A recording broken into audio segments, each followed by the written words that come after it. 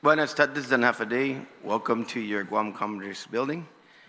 Today, the Committee on Finance and Government Operations is now called to order at 14:02, excuse me. First notice of this public hearing was disseminated to all senators and media outlets on June 4, 2025, with its second notice disseminated on June 8, 2025. The hearing notices were also made available on the Guam Legislature's website and our legislative calendar and the Government of Guam's public notice portal. The committee will now hear testimony on Bill 44-38 COR, introduced by the Committee on Rules by the request of Magaʹhågan Guåhan, the Governor of Guam, in accordance with the Organic Act, an act making appropriations for the operations of the executive branch of the Government of Guam for fiscal year ending September 30, 2026, and making other appropriations as established, miscellaneous and administrative provisions. Today we will be hearing the budget relative to the Guam Fire Department. Joining me for this budget hearing is the Oversight Chair, Sean Gumatauta, Senator Gumatauta, also Senator Terlahi, and Senator Sabrina Salas Montanani. Thank you for joining us today. Those testifying on Bill 4438 COR relative to the Guam Fire Department, please take a seat, and you've done that at the table. Before we begin, I'd like to remind everyone in attendance of Legislature and Guåhan's general rules of conduct. Individuals testifying shall first be recognized by the chairperson before speaking and shall state their full name for record-keeping purposes. Questions and testimony shall be confined to the substance or nature of the bill, and that's on the agenda. Personal inferences to the character or motive of any senator or individual testifying are not permitted. The chairperson of the committee may order the removal from the hearing of any member of the Legislature in Guåhan or the public audience who fails to observe proper decorum pursuant to the 38th Guam Legislature Standing Rules. Any violation of this general rule of conduct will result in immediate removal from the public hearing room. At this time, as is customary for our public hearings when it involves finance, we will have the panel to be sworn in. So Chief, any of those on your team who will be testifying, please rise to be sworn in.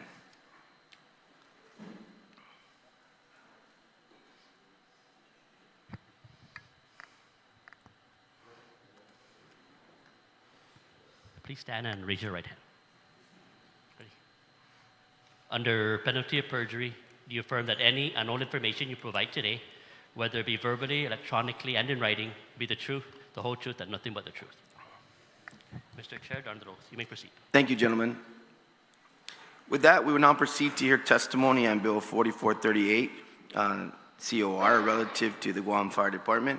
And on the sign-in sheet, Chief Burrier, I have yourself, as well as Mr. Chief Onkenko also with you to present your testimony. Is that correct? Yes, that's correct. And then the other gentleman will be support for any questions. Is that what we'll do today? Yes, that is correct. Okay, so I'm going to allow you to proceed at this time, and then I'll have an opening statement and the panel as well, and questions and answer. Please proceed, Chief Burrier. Okay. Buenas and half a day. I'm Darren Burrier, the Fire Chief of the Guam Fire Department. Senator Duenas and members of the Committee on Finance and Government Operations, thank you for the opportunity to present the Guam Fire Department's fiscal year 2026 proposed budget. Before presenting to you GFD's 2026 request, I would like to provide with you the setting of my testimony through an overview of our direction, challenges, highlights, and accomplishments.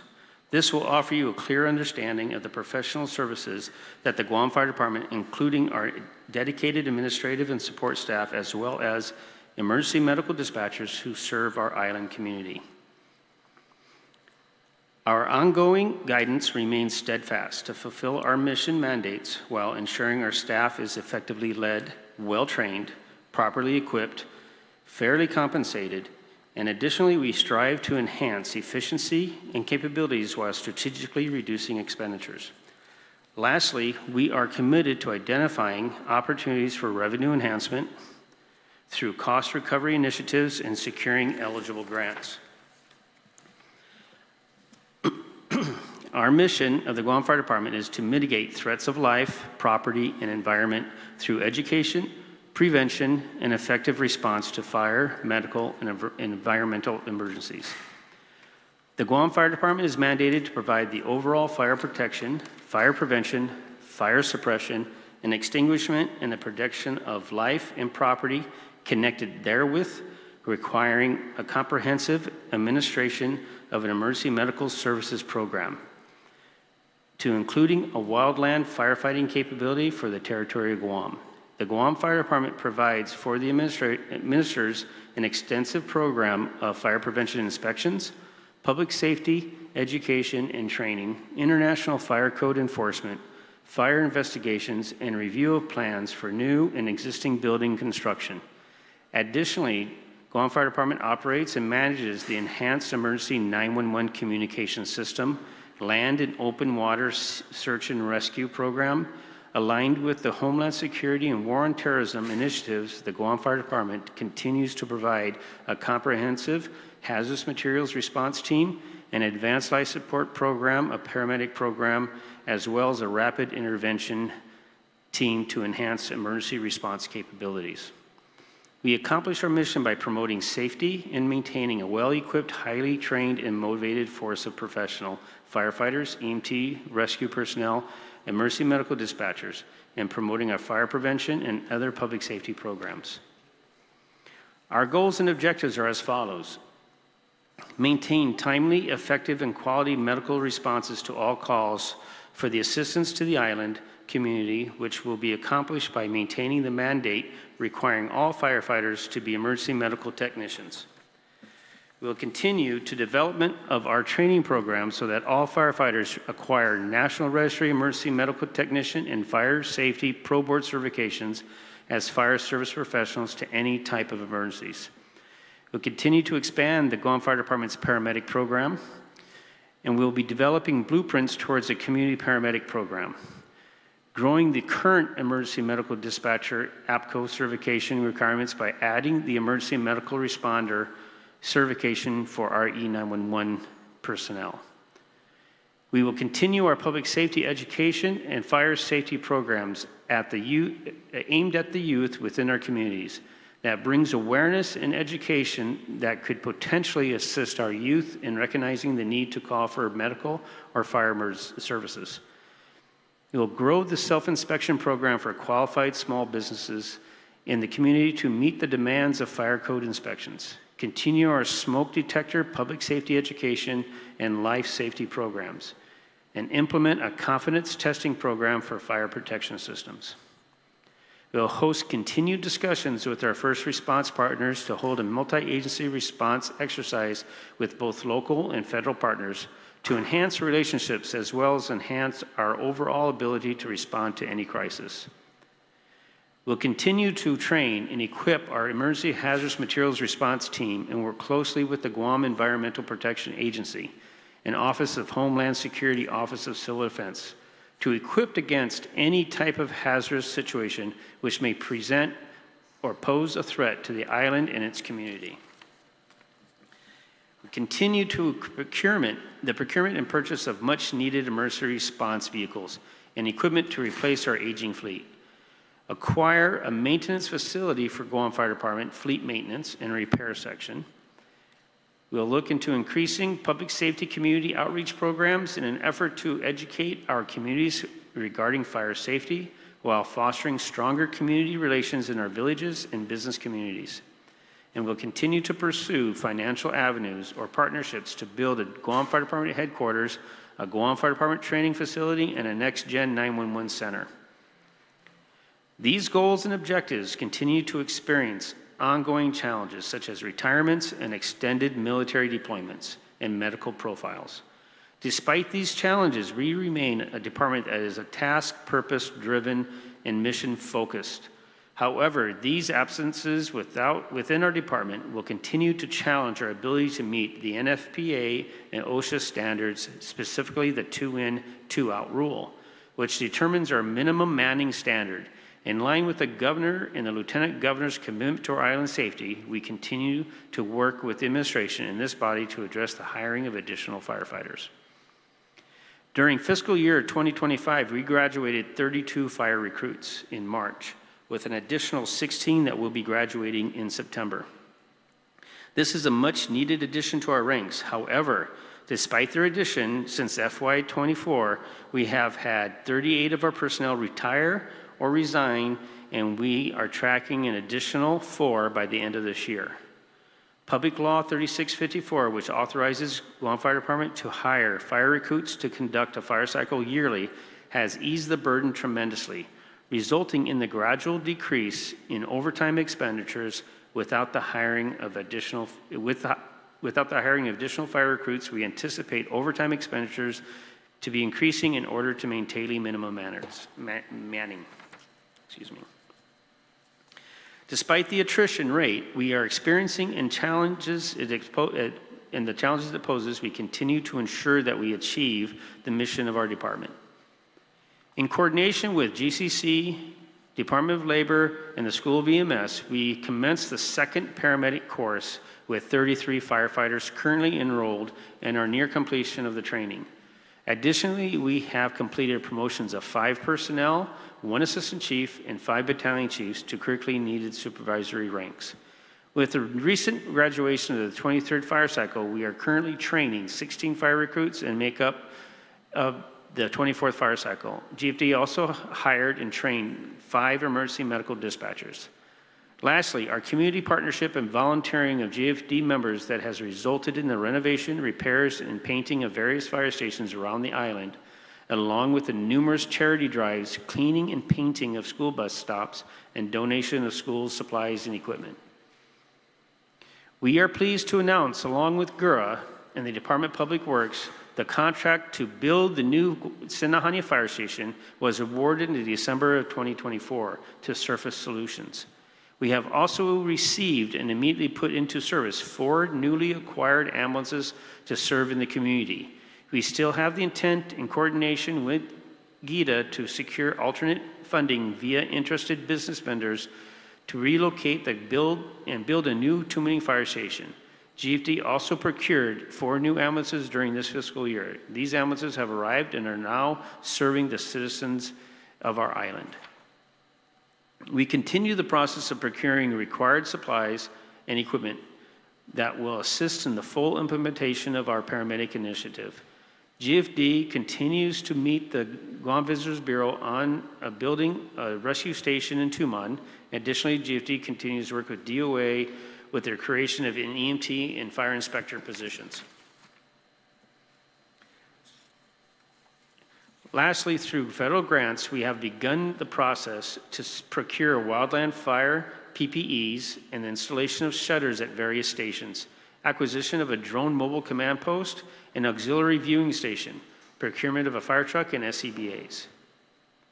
To demonstrate our efforts towards revenue enhancement, we have conducted analysis on the appropriate fees and fines updates needed to recover costs of providing services and lessen our dependence on the general fund. In fire prevention, our fees and fines are antiquated and far below the industry standard for communities in economies of our scale. For example, it costs $35 to conduct an inspection for a small storefront, while it costs the same amount to inspect any one of our Tuman hotels. In emergency medical services, we charge less than 25% of the allowable reimbursable cost of Medicare and Medicaid. For our fire suppression responses, we are nowhere near industry standard. Finally, we intend on meeting with the Public Utility Commission to seek an increase from the current E911 surcharge. To this end, I have our recommended fees and fines scheduled update, and I'm ready to present this to the body to create legislation implement as soon as possible.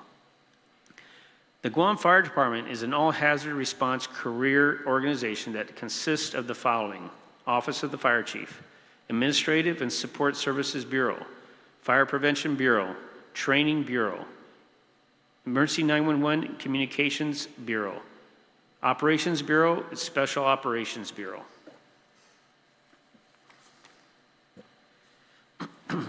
The Guam Fire Department is requesting the total of $42,635,734 for the fiscal year 2026, which reflects an increase of $101,640, or 0.24% of our authorized level for FY2025 from all funding sources. The table below details the amount being requested. from each funding source and reflects the amount of increase-decrease when compared to FY 2025 authorized level. Guam Fire Department's FY 2026 proposed budget from the general fund reflects an increase of $337,563 or 0.85% from our FY 2025 authorized level. Proposed budget from this funding source will address the hiring of 20 fire recruits that will compose the 25th fire cycle, as well as the procurement of 2 new ambulances. The E911 surcharge on special funds. Guam Fire Department FY 2026 proposed budget from E911 surcharge reflects a decrease of $160,492 or a negative 7.77% when compared to the authorized level for FY 2025. GFD's proposed budget from this funding source only covers personnel services as a result of decreased in projected revenues for FY26.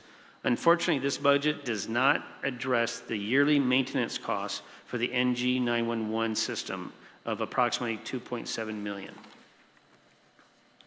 Flame Fund. GFD's FY 2026 proposed budget from the Flame Fund reflects a decrease of $75,431 or a negative 8.39% when compared to the authorized level for FY 2025. Funding being requested from this funding source will address the Guam Fire Department's annual requirements from contractual services, supplies, and materials and equipment. Also included in this budget is for the procurement of 2 additional new ambulances under the capital outlay category. It does not, however, address funding for the much-needed maintenance, repairs, renovations of fire rescue stations. This concludes our presentation. I would like to assure you that GFD's proposed FY 2026 budget will provide the adequate funding necessary to sustain our current progress in maintaining and/or improving our level of public service. The Guam Fire Department is deeply committed to meeting our island's expectations and to continue to provide professionalism, dedication, and high-quality services that our island communities have come to expect, deserve. I am personally committed to work with each one of you to ensure the needs of our island are addressed within the realm of the fire service and public safety. Thank you again for allowing me the opportunity. I look forward to your questions and recommendations. Thank you, Chief, for the very thorough overview and your list of significant accomplishments within your testimony. We've seen it, particularly with the graduating cycles. We've seen your morale, at least when I've met with guys across the stations and the like, is definitely at a very high level, and your continued professionalism is seen by our people, for sure. I'm going to go ahead and let our Oversight Chair start with the questions.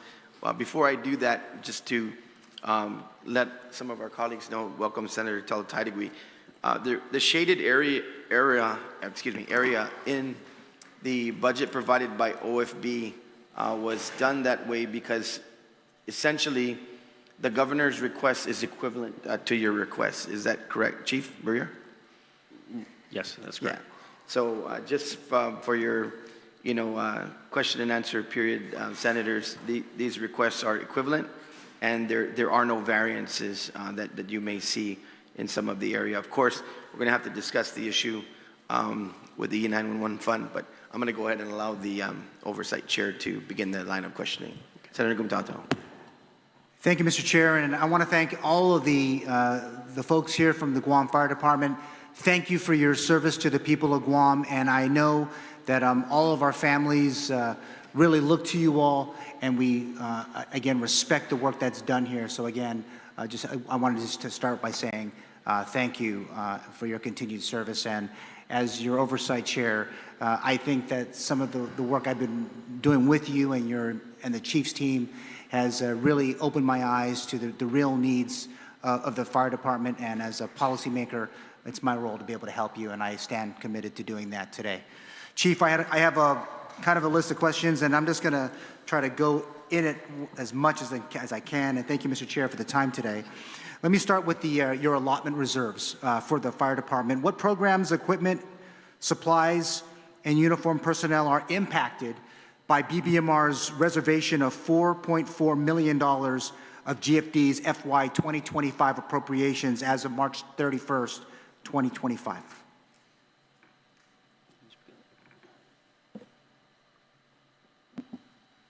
Chief and thank you, sir. Hey, Chief, thank you. What was your question? I'm sorry, sir. Damaged nerve hearing, kind of have difficult hearing. Anytime we start talking about budget, everybody's hearing goes bad, Chief. No, What's going on here? Trust me, No, I'll repeat the question. What programs, equipment, and/or supplies and uniformed personnel are impacted by BBMR's reservation of $4,468,634 of GFD's FY2025 appropriations as of March 31st, 2025? None at all, sir. All the funds that have been released are sufficient to compensate our personnel. And when we're going to hire, of course, they release the money in itself. We deploy. We don't have any problems. We just submit a modification over, and the release is done. All right. So it's basically on an as-needed basis. All right, Chief. What portion of GFD's FY24 general fund appropriations was carried into FY25? And what None. expenses were covered by this funding source? None at all, sir. Nothing was carried over From for the previous FY25. year.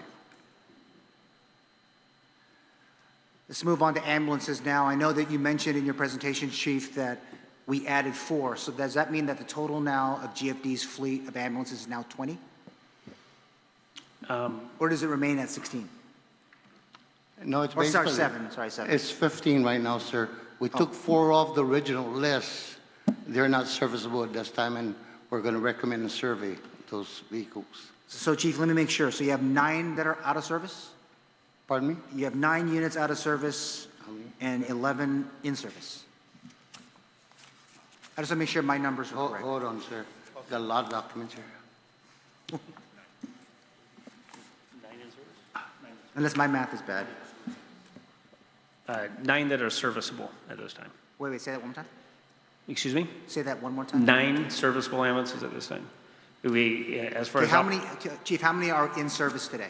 operational responding, we have 6 operational responding.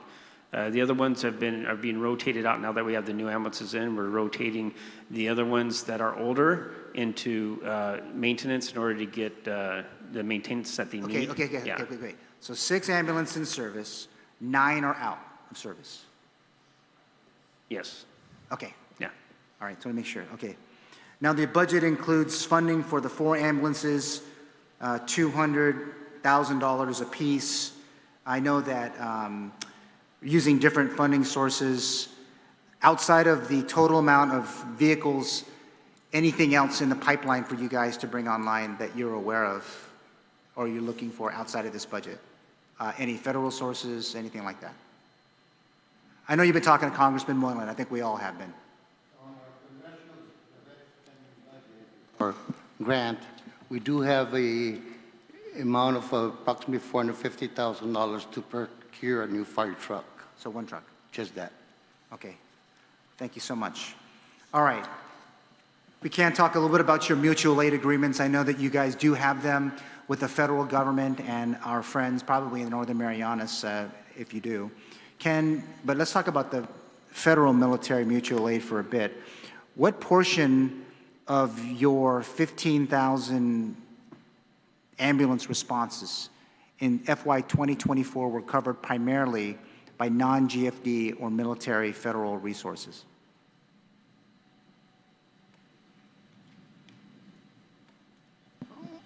Well, on our stats, sir, all the ambulance responses are GFD in itself. We don't have the information right now in regards to the number of mutual aid responses.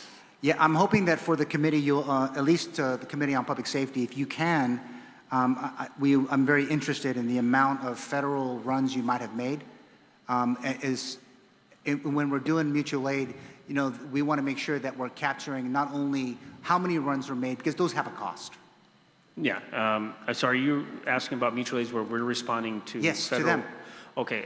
As far as us responding into federal property, I don't have the exact number, but I know it's a low percentage. No, and that's fine, Chief. Just it's important for this process, at least we understand how many runs are made, because that has a cost.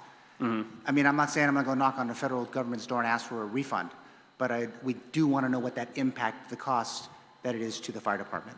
Yeah, I can look into that and get the number for you. Okay, can you answer also how many of the ambulance responses so far in this fiscal year were covered primarily by non-GFD military federal resources? I can get that number, the exact number for you, but I know it's not a high percentage. We've had some mutual aid where they've responded out, but it's in a low percentage. Okay, thank you. Again, I want to make sure that I have that for the record. Thank you, Chief. Now, what is the recognized standard for the provision of advanced life support services for our population, and what resources are identified to cover ALS units when either or both ALS vehicles are out of service? Our standard, as far as the Guam Fire Department, our standard is to be able to have our BLS units to be able to transport patients to the hospital. The paramedic is an additional service, so having them on our transport ALS units allows them to be able to intercept the ambulances when they're needed and when that level. So through our emergency medical dispatchers and their triaging, then they have criteria that's set up nationally as far as what criteria we're going to roll out a paramedic unit to, depending on the complaint. All right, thank you, Chief. Recognizing that the average number of rescue standby services for the current and next fiscal year is 150 based on your data, what fees are collected for the provision of rescue standby services, and how are these services prioritized against your primary mandates at GFD? For rescue standby services, I'd have to get that exact number. Do we have it? I know our rescue unit does a lot of standbys. The exact number of collections on that, I would have to actually look into that. But as far as rescue services, we don't do any fees for actual rescue services. But you guys document that back for sure, right? Yeah, for any of our responses, it's all documented what the response was for. But there's currently no emergency response for rescue fees. Okay, thank you, Chief. Thank you, Mr. Chair. I do have some more questions. Let's start with your prior year obligations, and what assistance, if any, has been offered by the Office of the Governor of Guam to settle your $316,000 in prior year obligations, and is the government potentially liable for interest payments for the period these payments remain outstanding? Now, I'll just say to you guys that of the current prior year obligations, only 1 year of it would be in this current administration. The others are from the Calvo administration. So it does go far, kind of a bit of a ways back. And I know of at least in one of them, and if you're following what's happening with happening at the Office of Civil Defense and Guam Homeland Security, if I'm not mistaken, maybe some of these might be out. So just want to ask, is the governor of Guam going to help out with this? And I will say for reference, Chief, that 5 GCA Section 22903 authorizes the government to eliminate or reduce any general fund deficit existing at the end of a fiscal year substantially resulting from an unexpected substantial decline in revenues received or due to the general fund. Yes, sir. Actually, we've been requesting to have all our prior year obligations paid. We've done so with the vendors' payments for supplies, equipment, and stuff like it. However, in regards to personnel services, we have yet to approach the government because of the fact that we need to ensure that we have sufficient funding or lapses close to the fiscal year before we do that. Yeah, Chief, just for the record, for the community to hear, we're looking at overtime from Typhoon Francisco in FY 2014, Typhoon Bobby overtime in FY 2015, Typhoon Dolphin in 15, Typhoon Guåhan in 2015, and you can add in Typhoon Halong as well in 2015. Overtime work for at least 3 of your folks. In 2016, that was Typhoon Von Fong overtime, and then FY19, obviously, in this administration with Typhoon U2 overtime.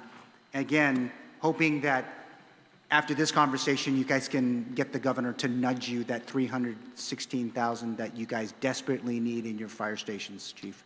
Yes, sir. All right. Let's talk about the 911 surcharge, and then I'll leave you guys be. I think there's other people who will ask questions. And I think you mentioned it already, Chief, but what efforts, if any, have been made by GFD to determine if amendments to 12 GCA Article 3 are necessary to help with the issues facing the 911 surcharge? With our current 911 surcharge, it's, we haven't had any increase in the 911 surcharge since its inception. And now we've gone from the legacy 911 system to the next generation 911 system. And with that we incurred a greater cost because of the technology, the vendor servicing that we need to do. And so the cost of running and maintaining and developing this next gen system increased, but our surcharge did not. So now what we're finding is a dollar surcharge that we currently have does not suffice to cover all the costs. It's covering our operational costs towards our personnel.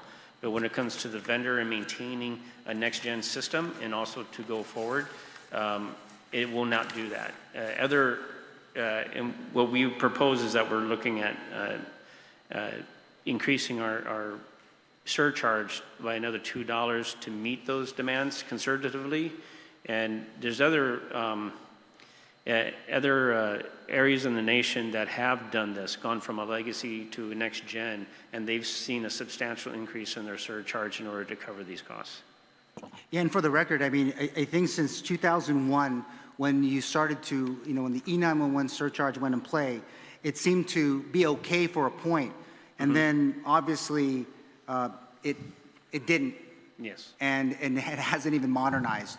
And I think going back to my time, even in a previous administration, we were having the discussion about the modernization. And I think in 2025, about time that we start to look at being able to modernize it so it can keep pace with what you guys are doing and to be able to support the folks that are in that providing that critical service. And we do have another measure in here somewhere to be able to build a building to house it. Obviously, there's going to be opportunities to help support that. Yes. But without modernizing, you're going to always be in the red, and that's just not a good thing, Chief. And it's not. And it's when you look at it, when we look at a surcharge, it is an investment into the future, and the return on that for the people of Guam is that the system will be up and ready and operational at any time during an emergency, and they'll be able to have that emergency response that they would be depending on. So it is a valuable investment by doing the surcharge, but we just, we already know what our conservative increase needs to be, but then we would work from there with the PUC to develop where we're going to need to go into the future. Thank you, Chief. And then, again, one more time for the record, as the administering entity of the 911 surcharge, has GFD petitioned the PUC for changes to the surcharge, and to what extent has the PUC examined the adequacy of the surcharge since the establishment of the 911 surcharge in 2001? Just for the record, one more time. No, we haven't had an effective petition to PUC in order to move forward. I do know previously it was all part of a consultation issue. So as of right now, there is no discussion with PUC for moving forward. All right, thank you, Chief. And again, thank you to you and your team for all that you do for the people of Guam. Mr. Chair, thank you for allowing me to ask questions, and I do appreciate the support. Thank you. Thank you. Thank you, Chairman Gumatauto. I guess, Chief, maybe just a follow-up question is, is that simply based on the fire department's, this is not something I guess you typically do in terms of the petitioning the PUC. Do you need any assistance with that? Is that the issue, or it's just not having gotten around to it? Yeah, I'm looking at right now, since I've come into the position, is I need to meet the mandate of the vendor contract that we currently have, and that would mean that in our calculations, in order to meet our operational costs and our ability to maintain the next generation system, we need an additional rise in the cost by $2, and that's conservative. So from there, my understanding is that we would approach PUC to engage in a consultation to look into future surcharge increases based on the fact that we're looking at a communications building with GPD, and that's going to also come with more advanced technology and infrastructure that's going to we have to get funding for somewhere to maintain it and all that, because right now as it is the preference to have our own building is preferential rather than being in a private building where we're paying a monthly lease. So I'd rather be putting the money into the system that serves the people. So it just seems to me you have a baseline cost because obviously you've presented a budget for it. So my advice would be to get that accomplished as soon as possible and just make the petition based on your current situation. You have already, the system's been in place now and has proven itself in terms of its effectiveness and the like. And so, maybe it might be nice to wait until, other situations arise where, you're going to house it. It would take away that cost in terms of, what you have right now in terms of using outside property and the like. But I just think it's just as important now to proceed, with that application. The POC, as you know, is very responsive. Our utilities, particularly water and power, have a very good success with putting in their petitions and getting a turnaround time. That's pretty quick. So I would encourage you, and if you need any assistance, you can work with the committee, and we can work with you on that, and maybe even get some assistance from the utilities in terms of putting it together. But if that's the case, please work with the committee and work with us on that. But I would encourage you, Chief, to just move forward on this one now, because, like I said, you've made that change. From everything I hear, the system is functioning very well, and serving the people of Guam. I don't think that surcharge, I think, in my opinion, is too much to ask at this point, and I think you'd probably get a favorable result from PUC. So just my thoughts on that.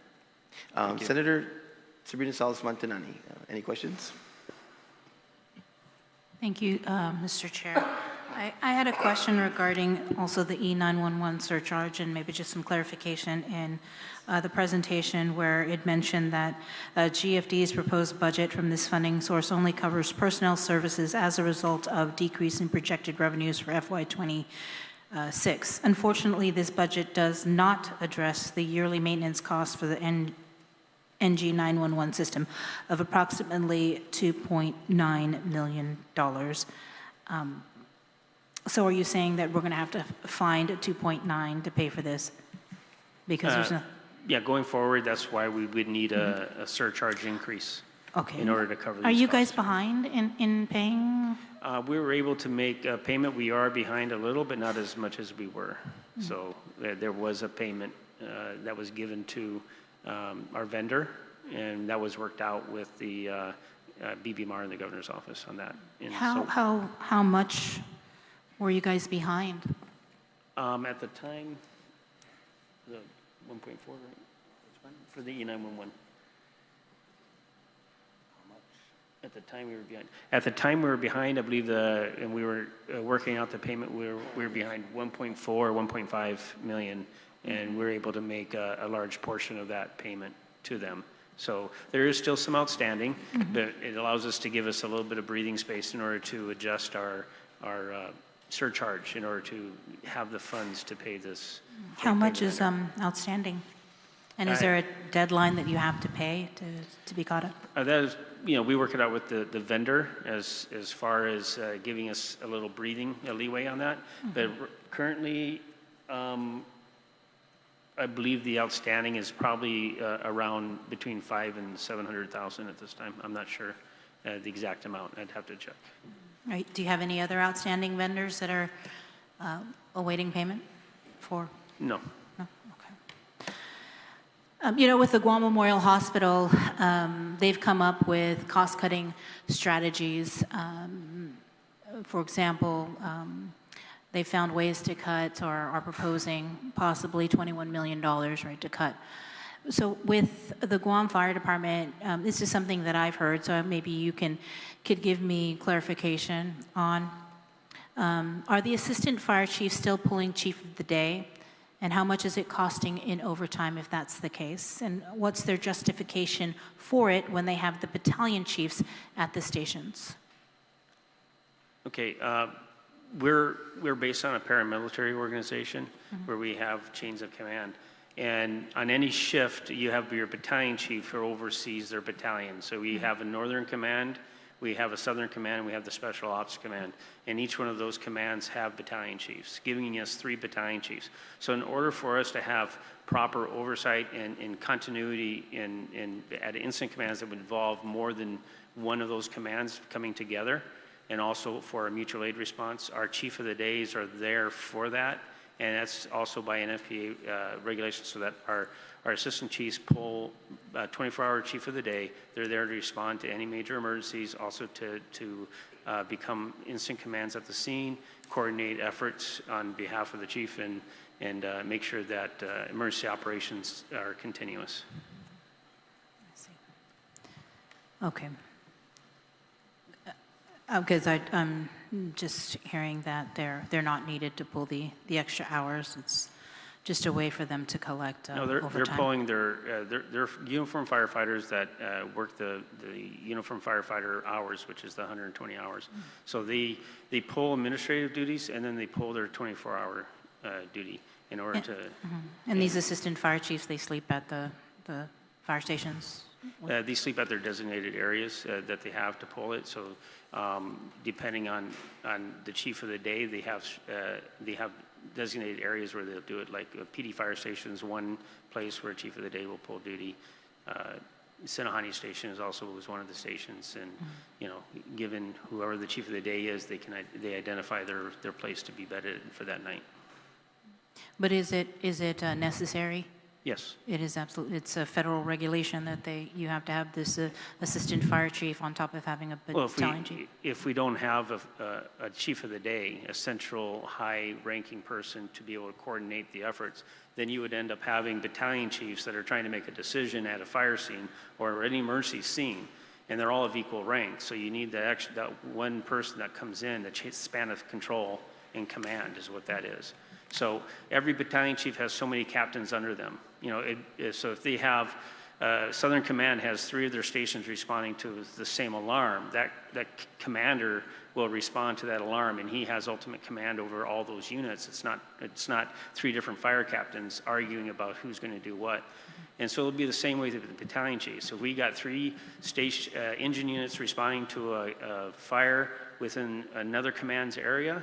You got 2 battalion chiefs responding to the area, or 3 battalion chiefs. Now, it's not the battalion chiefs that are going to make the decisions on how the fire scene is operated. They're there to command and be oversight of their units, and then they report to the assistant chief, who's the chief of the day. He's the central command. And then if we end up having the police or Coast Guard or other outside agencies responding with us, we have a high-ranking central command officer that is going to make the decisions on behalf of our troops on the scene. So it is necessary for them to be there. Okay. What about at headquarters? Is everyone getting 106 hours plus 14 overtime? Well, all uniformed personnel, as we're working with them, is they get their uniform fire pay of the 120 hours, but also they'll be pulling, like if we have a battalion chief at the office who's pulling command like in training, he'll have to pull at least 1 to 2 24-hour shifts out in the field now in order to get his hours and also get his experience as a battalion chief. Because we have battalion chiefs in the field, they work 5 24-hour shifts and they get their 2 RDOs. So we have other battalion chiefs in administrative positions that can pull their RDOs for them. And that's a program that we're starting now in order to make sure everybody has that. But otherwise, uniformed personnel in the office still pull 12-hour shifts, 12-hour days at the office, and then they also pull a 24 when needed and respond. Thank you. Yep. Thank you, Senator Sabrina Salas-Mantanani. Senator Chalahi. Situs Masi, can you talk about the ambulances? So you said you've got 4 in this year, and then in your presentation you said you're under one of the funds The general fund, you said it will pay for the 25th fire cycle as well as the procurement of 2 new ambulances. And then under the flame fund, you also said it is included in this budget is the procurement of 2 additional new ambulances. So you're expecting 4 in the upcoming year? Yes, ma'am. Okay, and then you said earlier, all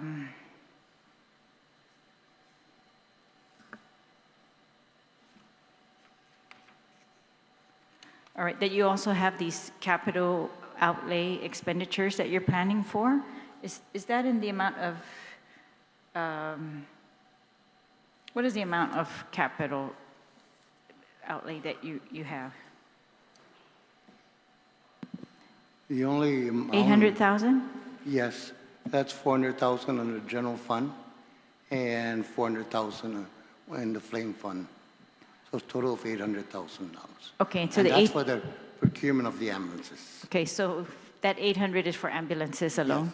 All right, so you also talked in your testimony about a Sinahaña Fire Station, Tamuning Fire Station, additional vehicles, fleet maintenance facility. Are those going to be procured during this fiscal year? The Sinahaña Fire Station, that contract's already been awarded to build that. The other ones, those are goals we'd like to be able to achieve, but they're not in any, at the point of... No funds allocated to those? No. And the Sinahaña, none of the general fund, that's coming from Gura or someplace else? Yes. Okay. All right, and then... ARP money, yes. ARP, okay. And then what about emergency response vehicles? Like the ambulances? Well, the ambulances, yeah. Are there any others? No, Well, you just- said you're getting the 1 fire truck in this fiscal year. Yes, from the congressional. All right, any in the next fiscal year? Any others? We are working on that, but that has not, that is something that we're working towards with the Department of Insular Affairs and congressional, but that has not been started yet at this time. Okay. In your inventory list, you have the ambulances, and then you have a category called administrative/utility units, which lists 36 different vehicles. What are those?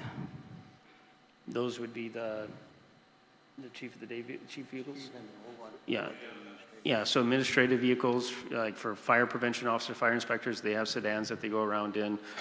Chief officers, we have vehicles that they can respond in that they use. So those are the different vehicles that are non-emergency response, are not considered. They fall under administrative. All right. And what is it again that you're working with the Department of Interior? What type of emergency vehicles are you hoping they're going to help you with?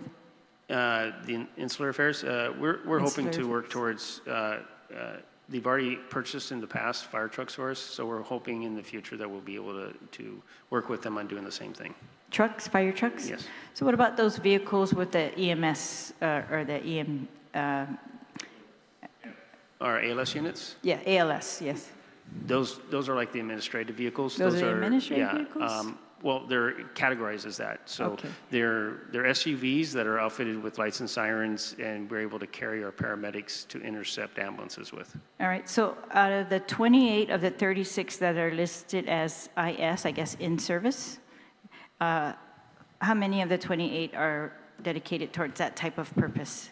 For the ALS, Yes. there's 2 that is dedicated. We have 2 intercept units at this 2 time. of the 28, and the rest are for, like you said, Then you got the chief of the day's vehicle that they use for response. We've got the fire inspectors that use theirs to go and inspect and respond to fires, and so forth. I mean, they're Okay. used for different functions. all right. And so my colleague was asking about, you said it's mandated this chief of the day. You said, did you say FDA? What did you say this? I didn't say Oh, FDA. I'm sorry, yes. So what did you say? NFPA. I mean, you're looking at... Say it again? NFPA, National Fire Protection. Okay. So because we are paramilitary, we are organized in a way where we run instant command systems, and we under span of control for each of our personnel. And so that's why we run that. All right, and then when you purchased your next-gen system, you're saying like that wasn't fully budgeted for and that we're now have some shortfalls for the current fiscal year, but was PUC involved in that procurement or in any part of that? Well, as far as the Using the next-gen 911 contract, funds? Yes. I was not involved in that contract. No, was the PUC involved? No. So they didn't oversee that, but they will oversee just the amount of funds to pay for it later on after you've contracted it? Because normally for the other utilities, right, they won't even let them raise their fee unless, you know, they'll do it all together. You can't contract unless you've got fees to cover it and vice versa, so. Yeah, they only have oversight of our surcharge, and that's it with 911. Okay. So in this budget, you're saying we're not covering the E91 charge, maintenance charge? Is that what you called it? That's true. The Okay. 911 dollar surcharge covers our operational with our personnel, but not the contract for All the right. vendor. And so what is the plan for that? To increase the surcharge to the level to where we're able to maintain that, to be able to pay the contract, and then also then petition PUC to look into the variable issues as far as surcharge variances, what we have to eventually get to in order to maintain the system and to upgrade the system going into the future. Okay. And you're also trying to increase your other fees, correct? You said you have proposed legislation? Yeah. Now, we're going to be going through the AAA process to increase our fees for fire prevention and for the ambulance services. Right, so how soon do you think you're going to get to the PUC on this surcharge? Because you said you're already kind of overdue on some current outstanding payments, and I don't have a timeline at this time, but we are is working. it going to be before October? That would be, as soon as we can do it, the better. Okay, and then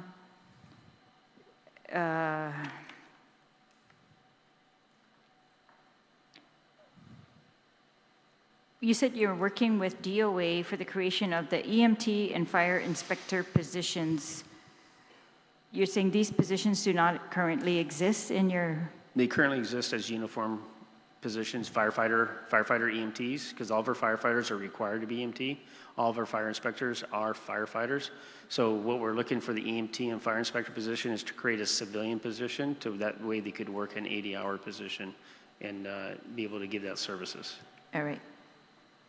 And can you just talk about this? GFD continues to meet with GVB on building a rescue station in Tumon. Is this where they talk about putting something at Matapeng or moving something to Matapeng? That is discussion that we've had with GVB. Right now, I believe there hasn't been any progress forward on it, and we're waiting more discussions with them and the plans on that one. All right, because after the recent emergency down there, the rumors have been going around that, oh, they're moving it now. Now they're going to move. But as far as you're concerned, there's nothing going on, right? We're still in negotiations with them. They're the lead agency for that, and then we will work with them on their timeline. All right. Is that where you think it should be? It's where most of the action is as far as where we interact with rescues. It also gives us the best access to the beach and also launching our jet skis to be able to go within that area and then to get over the reef. If for instance, if we were to pick Ipoh Beach, putting a jet ski in there, it's not going to get it out over the reef because it gets very shallow.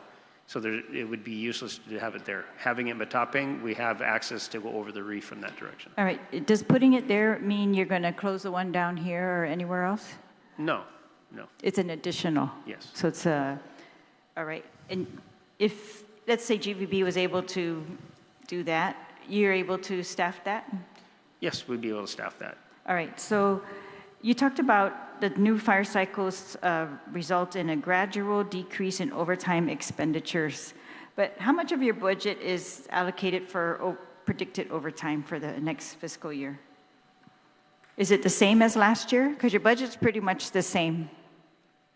It's basically a decrease. A decrease? From last, yes. And that is because of the recent graduation of the 33 recruits, and of course the 16 that will be graduating by September 30, that will basically assist us in terms of the overtime expenditures. However, we did mention, Chief did mention in his testimony that should we not be given the 20 additional personnel for fiscal year 26, we expect overtime expenditures to increase. All right, but for 2026, you're getting the ones that already graduated, 32, and you're getting the 16 additional by September. That's going to be right in time for FY26. Yes. So You'll for be- FY26, you should be able to predict. No, that's only for FY26, ma'am. Just to get us up to 25, September 30. FY26 comes in, we're going to have 16 additional recruits that are training and will be graduating at that time. But we need an additional 20 for the fiscal year, for the upcoming fiscal year.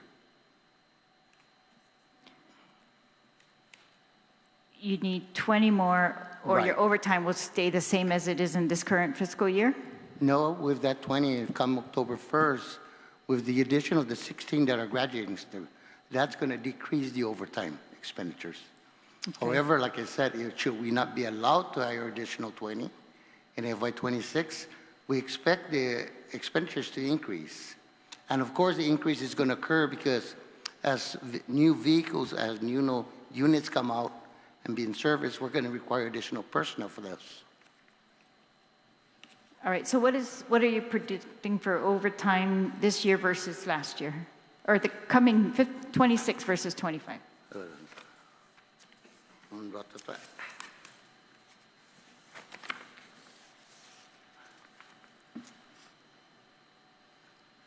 About 600,000 less that we're requesting For compared to what we were authorized for FY25. Okay, and so that's with or without anything after the 16 recruits? After the 16, like I said, if we don't get this additional 20 that we're requesting in FY26, Then you'll exceed your we expected expect amount? that to increase, Okay. expenditures to increase. When do you expect the new 20 to begin and end? Pardon? When would you expect that new cycle of the 20 to begin and end? Well, as soon as the 20 will begin, of course, from October 1st, anytime after that, because that involves a new fiscal year. So they'll be going training for 6 months, and we'll have them out after 6 months, probably by March. All right, because some of the stuff in the budget shows that they have like overtime amounts are quite significant. So they bring some of the salaries over $200,000 per year, right? Which one? Some of the salaries with overtime are over $200,000 a year. Yes, basically, if you're talking about for the entire fire department, you're talking about maybe 50% or over 200,000.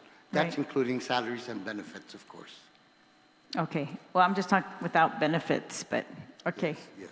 Yeah, that's, I guess, why I know they've been talking about this for years, about cutting the overtime with new recruits, but I just wanted to know if that's working or not, or if you see a significant shift. All right.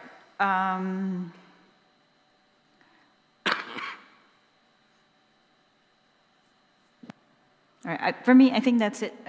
And Senator Masi, to all of you for your work on the budget and your work, of course, in general. Thank you very much. Thank you, Mr. Chair. Tusmasi, Senator Jalai. Senator Talatadegui. Situs Masi, Mr. Chair, and thank you, gentlemen, for being here. And of course, a lot of the questions were asked that I had. I did have, made an observation that in FY24, your budget increased for FY25 by $5.5 million. That was a huge increase into FY25. And saying that you're staying at the same level, I will hope so, because that was such a huge increase.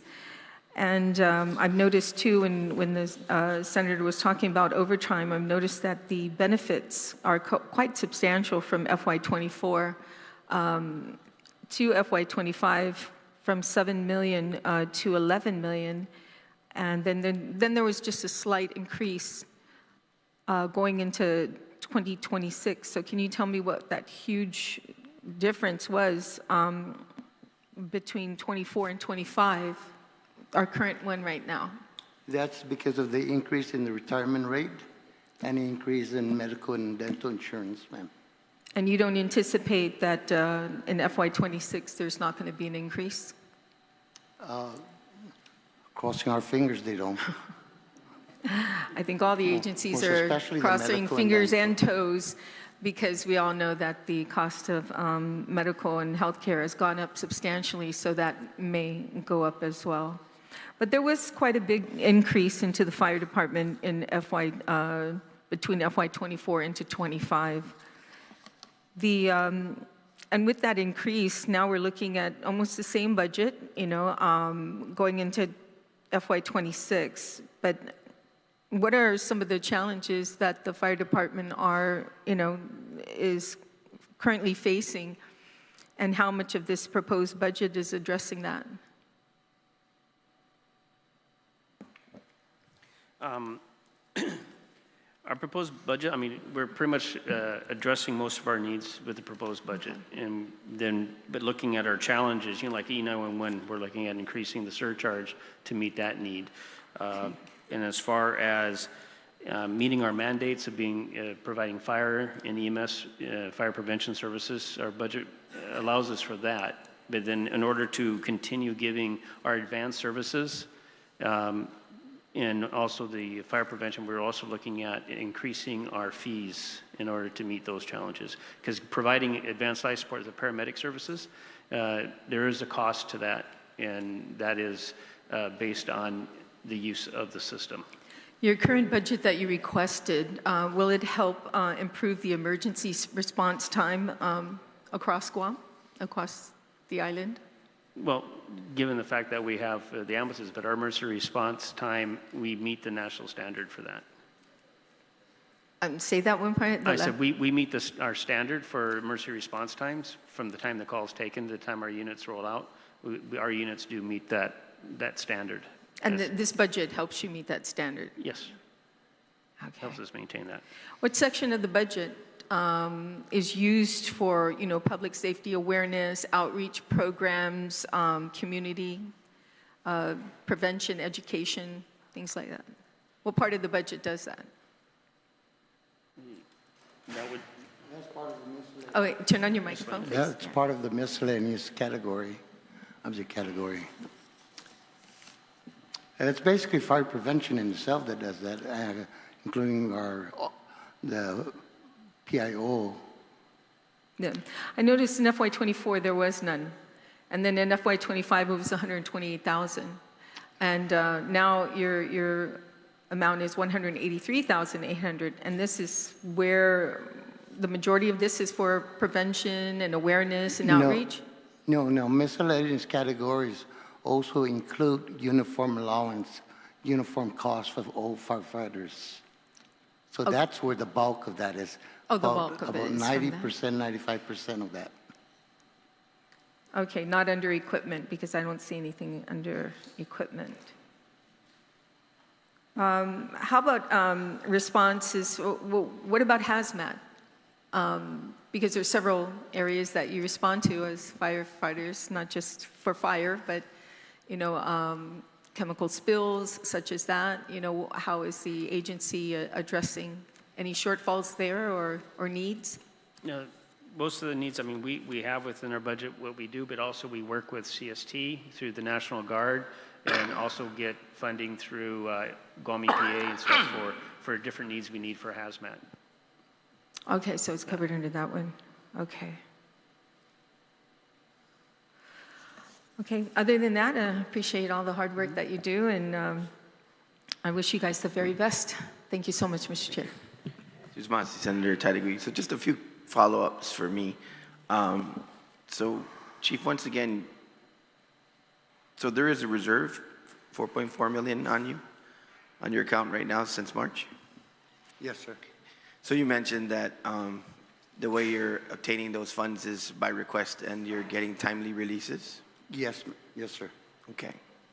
Because that seems to me then that, I think this is what I kind of responded when you had sent me a letter earlier, that we need to make sure that we're communicating that the governor has the transfer authority, has the ability to fund your operations, and particularly things that are shortfalls within the budget, as long as it meets your cap.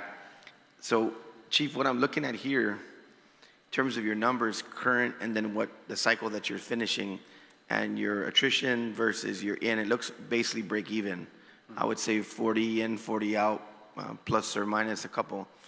I guess we'll do an analysis on this, but we all do know this, and this should kind of give you some flexibility that, when you have your firefighter 1 level coming in versus your retiree, that's a significant difference in terms of, and that's why I'm looking at your overtime right now.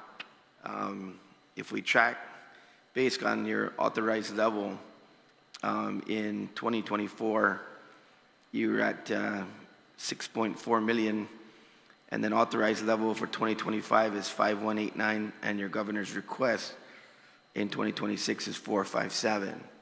So yeah, you're definitely tracking down, and I guess this is a scenario and a picture that's like in a scenario whereby you have your recruit classes that are fully funded, and you get those recruits through and they become part of your workforce. So I just wanted to be very clear on 2026. Currently, this budget will fund the 20 personnel cycle that you're planning on recruiting? Okay. Yes. So yeah, it looks to me like, at least you should have some flexibility. Chief, I'd encourage you to make sure that anything that you need an appropriation for is in your budget, simply because, like I said, it looks like you're going to be able to have that flexibility. I think on prior obligation, maybe you need to go back and work with the ASO and make sure you work with BBMR that if you have to have a request for that, and just make sure it's in there within your ceiling. I think also for your PUC, you might have to get a consultant. And I know that sometimes the PUC will recommend that, and that's why I was talking about the process. I think PUC might come back to you and say, hey, we'll evaluate, the rate request and the adjustment, but you need a budget 150,000 or so for a consultant so that they can do that, and that's how they're going to base themselves on when they make the final decision on that. I think it should be pretty straightforward, but I know that that's embedded normally within the PUC for them when they make a final decision. They do use the information derived from a consultant. So basically, guys, I think that other than really working hard to get that adjustment on the E911, it looks like with this budget request from the governor and us, concurring, it should be, adequate. I know that, Chief, I think maybe at some other meeting after we get through the budget, I know that, there's a lot of discussions in terms of the current tracking of resources, revenues, and the like, but I'm understanding that the fleet overall is kind of in need on the level of vehicles, trucks, and some of your marine equipment. So I think maybe that would be a discussion at a later time after we get through the budget. But can you please provide an update to the committee in terms of what your fleet services look like outside of your ambulances? I'm understanding probably you're going to get one fire truck, but you may need additional beyond that. Is that correct? That's correct. Okay. Mr. Chair, if I may? Yeah. Also included in that, can you tell us what the status is on the ladders for hotels, for rescue and, I know you're looking for a lot longer ladder to deal with any fires from hotels and the status on that. Yes, sure. And so, yeah, for me, for planning purposes, obviously these are CapEx items and you're not going to keep pushing them into your budget. I respect the fact that you've put in what you know you need and that you're going to go to procurement on in fiscal year 2026. But I think for the committee, we'd like to see, a little further down the line so that for planning purposes, like you said, you'll be looking for grants, you'll be looking for any other opportunities. But outside of that, if we do have to do some sort of comprehensive capital outlay or capital expenditure for procurement that's going to help us to at least know and kind of not get surprised. But other than that, Chief, at least from my perspective, I'm satisfied with what you presented to us. Once again, I join my colleagues in once again congratulating you on everything that you're doing for our people. I hope we come to fruition on that issue with regard to the outpost for search and rescue particularly in Tumon. I know that, and I like the plan that you got. You know where you need to be. Yeah. You know how you need to set up. So I'm going to work with Senator Guåhan once again and reach back and see where that is with GVB to ensure that we can make that a reality within this fiscal year. That first responder right on the spot is a real big deal, and we always hate it when we get that information that there's been a water event somewhere within the EPAL area, and we just hold our breath and hope it's not any one of our people or any one of our guests, and we hope that the outcome will be better, and being on the spot, of course, will enhance that capability. So thanks again, gentlemen, and for all you do, and looking forward to the graduation of the cycles coming up. All right, thank you. With that, thank you. With that, this will conclude this afternoon's budget hearing on Bill 4438 CR relative to the Guam Fire Department. The committee will continue to accept written testimony on the bill within 7 calendar days from today, which will be addressed or can be addressed to myself, Senator Christopher M. Dueñas, Chairman of the committee, and mailed to 163 West Chalan Santa Papa in Magaña, 96910. You may also send your testimonies to my email at senator.dueñas@guamlegislature.gov. This afternoon's budget hearing is now adjourned, and the time is 15:14. Suzus Masi, and we are in adjourn. Thank you.